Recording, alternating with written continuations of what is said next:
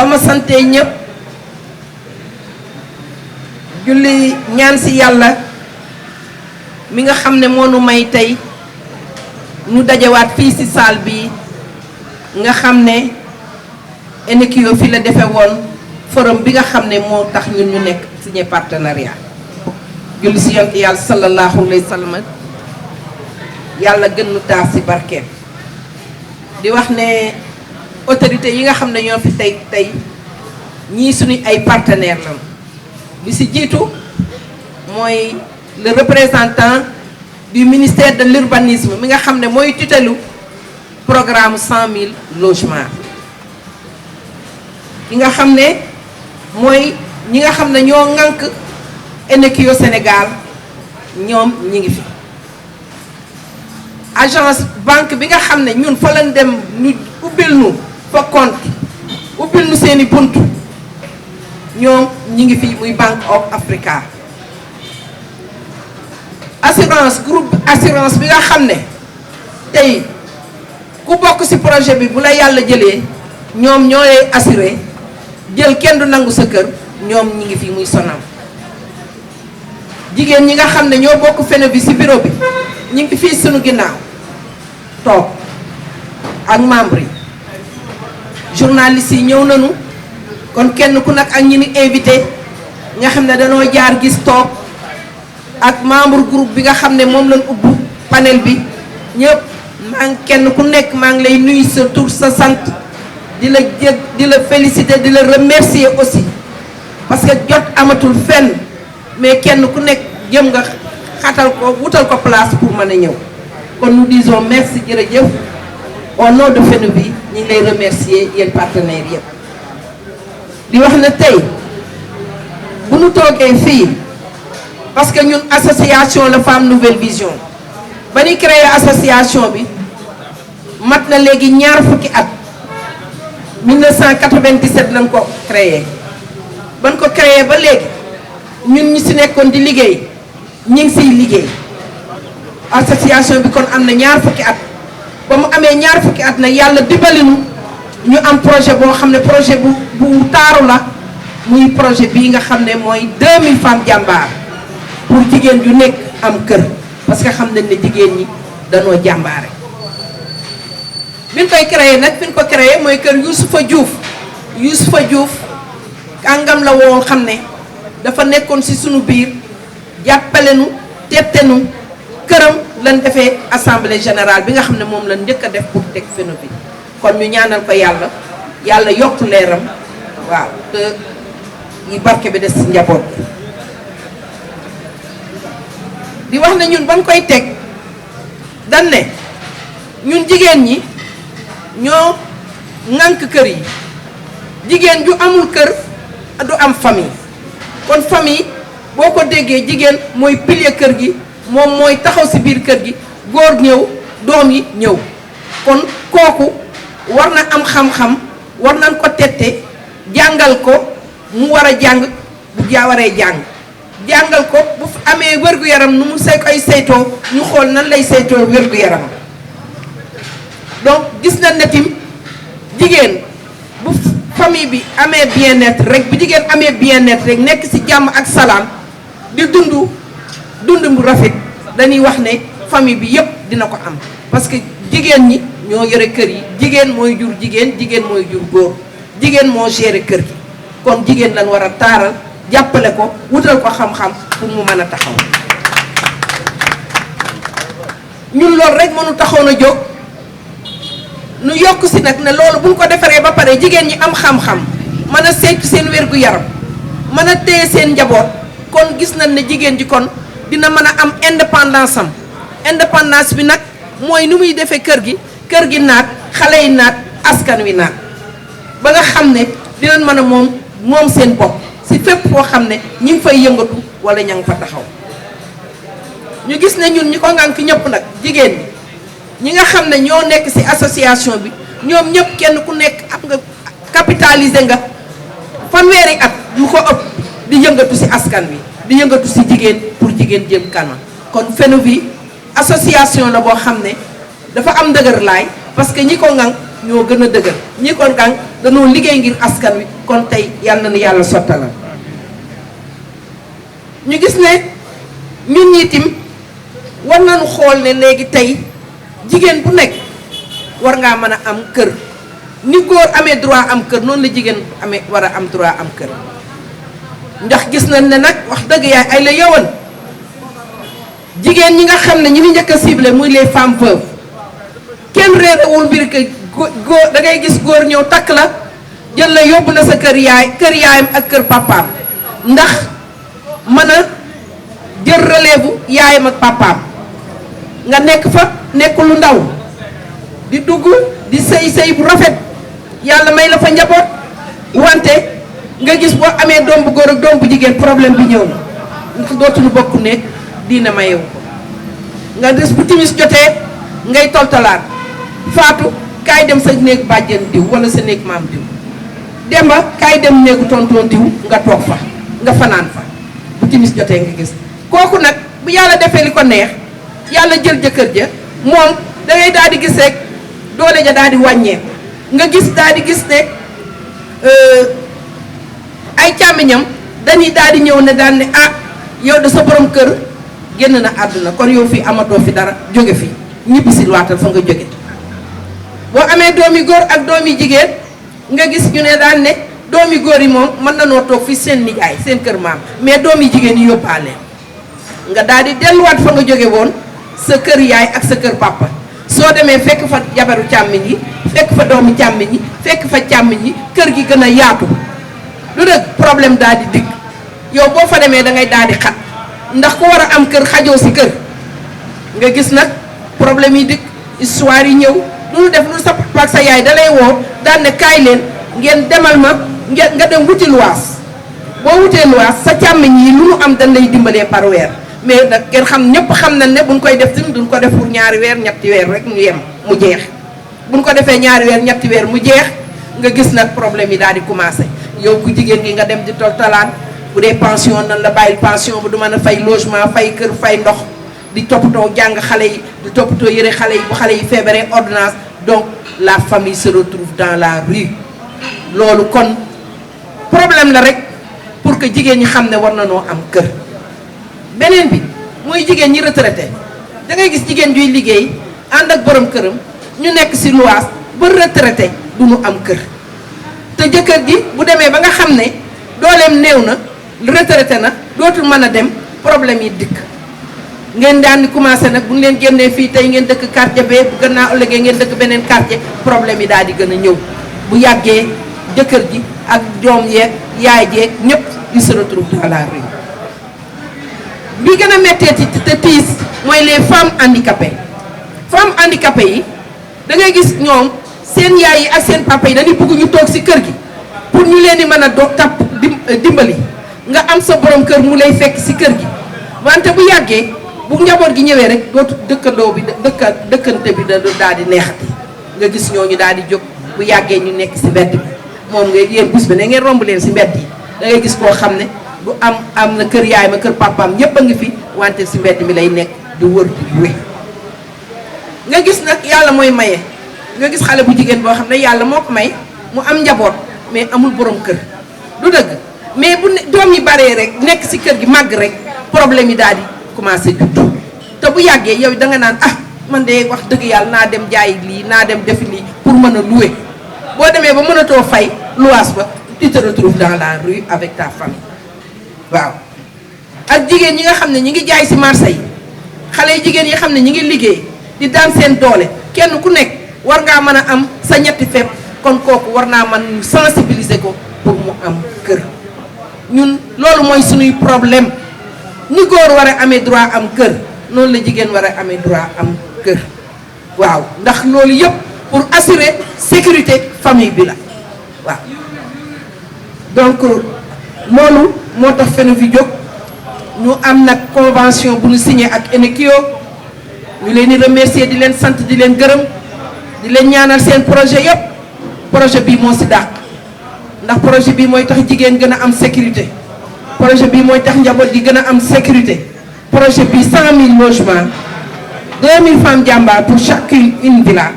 loolu moom ni ngeen mu si jàppale yal na leen yàlla fay ñuy ñaan nag ñu am si ndam di sant ñag di gërëm ñëpp parce que réerewu leen mbir tim ne Sénégal président Macky Sall dafa teg programme 100 000 logements 100 000 logements bu ko waxee ça veut dire képp koo xam ne néew gi doole nga bu nu tabaxee kër yi di nga si mën a am mais day fekk nga bindu ñun ñii nag association lañu privé lañu wante tim bindu nañ si 100 000 logements yi ndax suñu prometteur yi nga xam ne suñu partenaires yi muy Enekio dafa nekk prometteur boo xam ne état Sénégal da ko jox agrément ne ko yow damaa bëgg nga tabax si kër yi boo tabaxee nga jox nit ñi kër yi te ñun suñuy partenaire privilégié lañu ñooy Enekio Sénégal signé nañu ak ñoom convention ba nu signé ak ñoom convention jël nañu engagement ne ñoom kër yi ni njëkk a tabax Fenevic lañ koy jox waaw Enekio nee na kër yi muy njëkk a tabax Femme Nouvelle Vision ñoo koy am ñoom la koy jox Enekio nee na dina def ba jigéen joo xam ne bindu nga wala koo xam ne nekk nga kus néew gi doole bindu nga ci programme Fenevic bii bindu nga dinañ la tabaxal kër jox la waaw loolu moo tax bi ñu demee ci Bank of Africa ñu ne ñun suñu doole dafa néew wante bu ñu dajalee suñu doole banque bi ñu ko fay versé buñ ko fa versé bu ëllëgee dina am doole du dëgg ndax nag lu benn man fukk moo ko dàq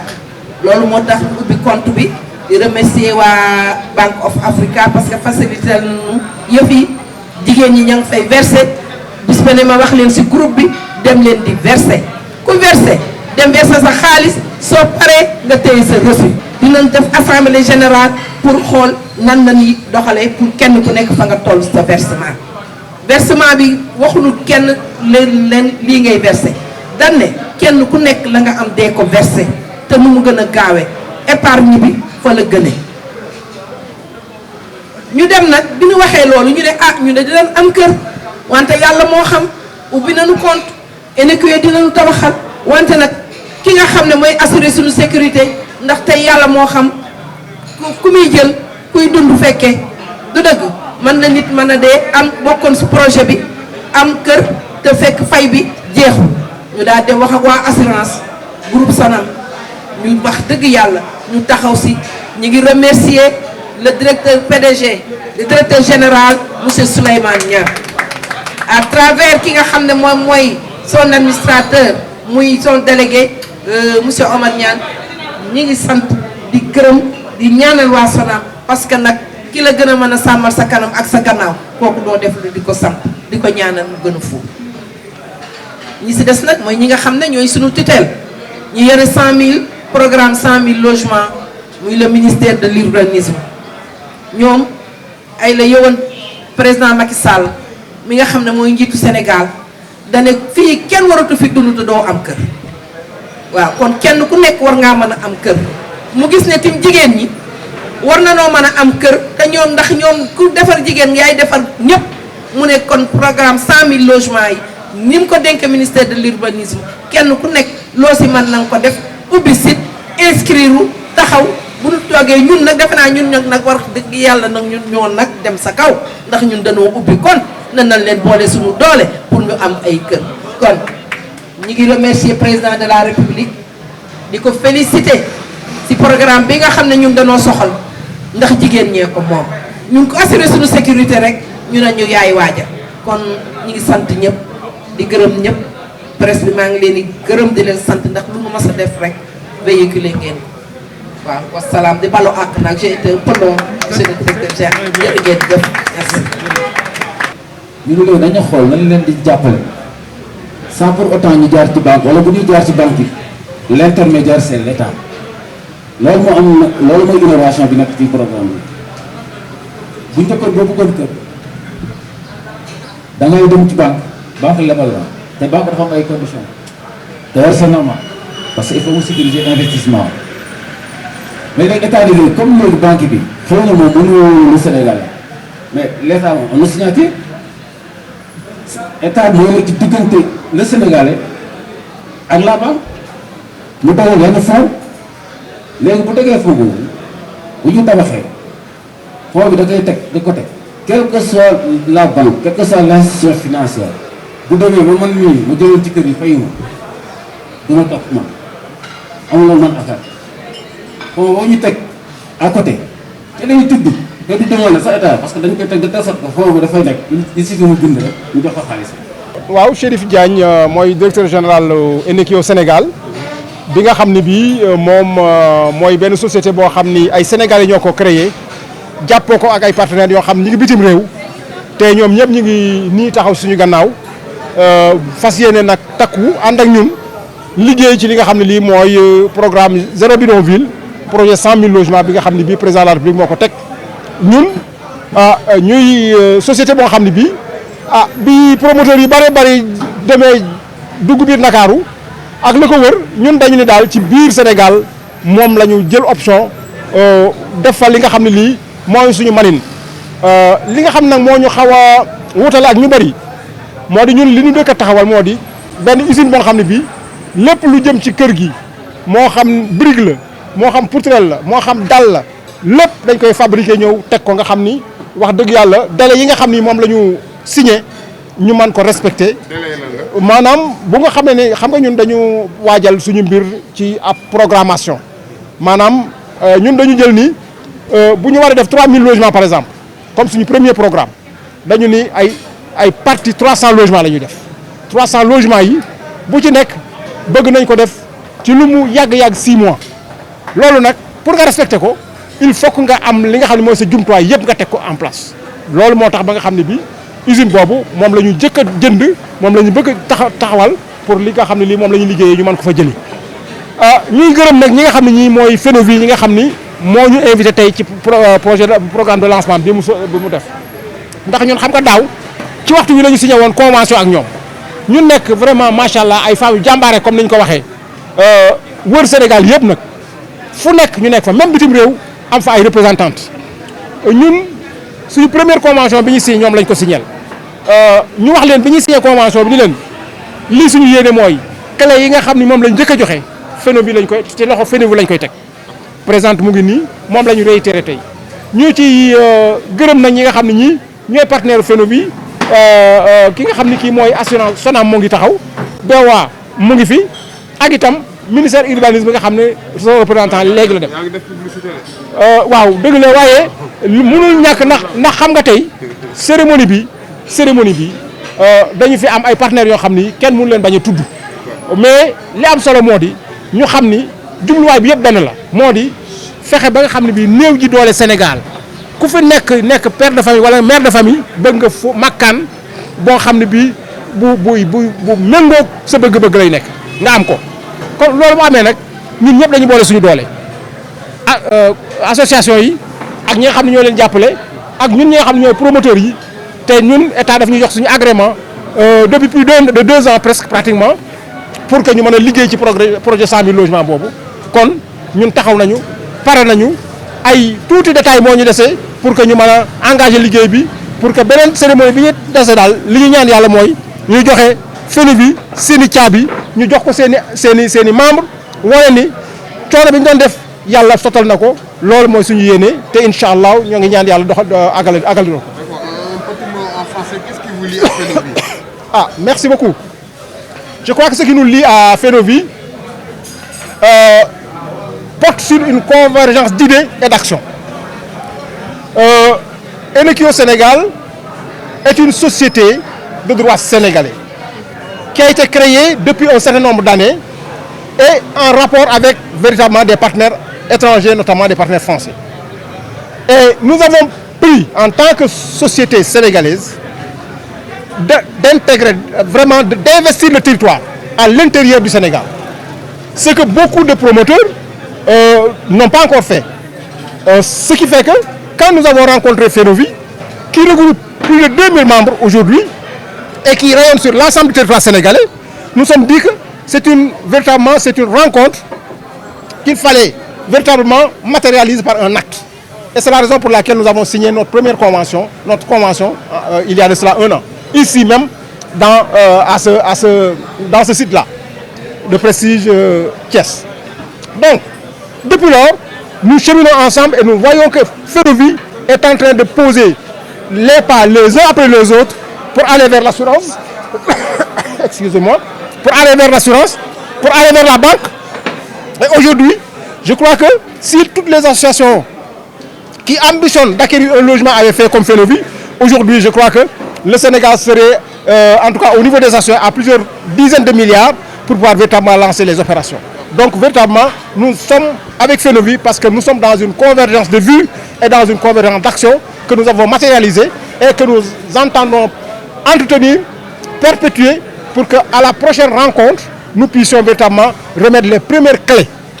sorties des travaux de Eneki au Sénégal, vraiment à Fenovie, pour que véritablement les premiers bénéficiaires soient des membres de Fenovie Sénégal. Donc, véritablement, je profite de l'occasion pour remercier Madame la Présidente, remercier l'ensemble des membres. Les points focaux qui viennent de toutes les régions sont là aujourd'hui. Les points focaux de la diaspora ont été cités ici. Et véritablement, ça nous fait plaisir de pouvoir travailler avec une organisation qui est suffisamment structurée, suffisamment motivée, suffisamment engagée et qui a véritablement une parfaite convergence de vues avec nous. Et véritablement, nous sommes prêts à œuvrer pour le plus longtemps possible avec elle. Madame Dieynaba Diallo, présidente de l'organisation Femmes Nouvelle Vision Fenovie Thiès. lan moo fi dajale suñu yaay tey. ah tey nag moom li ñu fi dajale mooy dañ doon def lancement ci suñu projet bi nga xam ne dañ ko ñun Femmes Nouvelle Vision ñoo ko initié projet bi nag mi ngi tudd 2000 femmes jàmbaar pour chacune une villa ñaari junni jigéen yoo xam ne danoo jàmbaare taaru ngir ñu am kenn ku nekk benn kër man si nekk ak seen njaboot loolu moo nu fi dajal tey ñu doon def lancement bi tey fii si Sams Prestige waaw. est-ce que am ngeen ñu ngeen di gunge. waaw ñun am nañ ñu ni gunge ñu leen di sant nag au passage di leen gërëm di leen wax ne lii tey c'est une performance au niveau des partenaires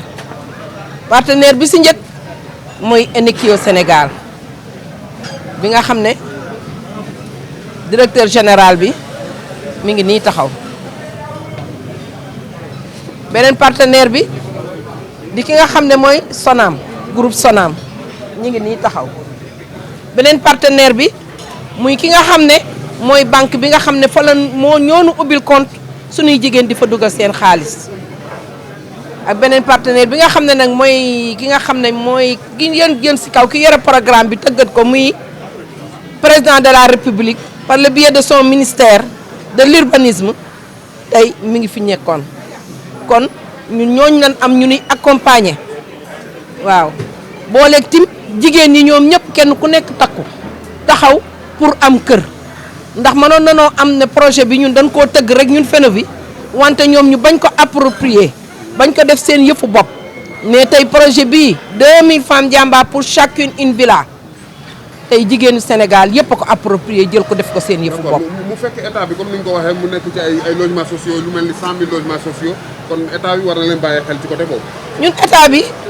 boo gisee bii yoon sax ñu woowunu ñenn ñi autorités yi gouvernementales yi parce que ministère de l'urbanisme rek lañu woo pour mu ñëw gën noo taaralal suñu yëf gën na koo garantir ndax wante ñun président de la République président Macky Sall ñu koy remercier au passage di wax ne moom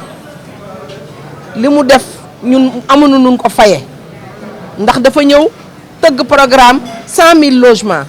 na képp kuy néew gi doole doomu Sénégal un citoyen kenn ku nekk di nga am kër